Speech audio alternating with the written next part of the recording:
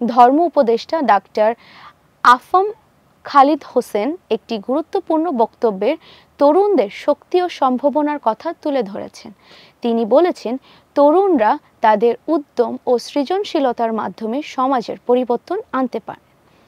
শিক্ষা ও প্রযুক্তির মাধ্যমে তরুণদের যথাযথ বিকাশ হলে তারা জাতির জন্য বিশেষ সম্পদ হয়ে উঠতে পারে। ডেস্ক নিউজে বিস্তারিত জানাচ্ছেন অরণি আক্তার। ধর্ম উপদেষ্টা ডাক্তার আফম খালিদ হোসেন আরও উল্লেখ করেন, তরুণদের দায়িত্ব কেবল নিজেদের উন্নতির দিকে সীমাবদ্ধ নয়, বরং তাদের সমাজ এবং বিশ্ব জুড়ে ইতিবাচক পরিবর্তনে অগ্রদূত হতে হবে। তিনি মহানবী হযরত মুহাম্মদ সাল্লাল্লাহু আলাইহি সাল্লামের জীবন আদর্শকে অনুসরণ করার গুরুত্ব প্রকাশ করেছেন এবং ইসলামের সৌন্দর্যকে ধারণ করে অন্যদের মধ্যে ছড়িয়ে দেওয়ার আহ্বান জানিয়েছে। সেমিনারে কেন্দ্রীয় প্রস্তুতিতে তরুণদের জন্য সঠিক দিক নির্দেশনা ও সুযোগ দেওয়ার প্রয়োজনীয়তা নিয়ে আলোচনা করা হয়। এই ধরনের উদ্যোগ সমাজের উন্নয়ন ও অগ্রগতির জন্য একটি শক্তিশালী ভিত্তি স্থাপন করতে সাহায্য করবে।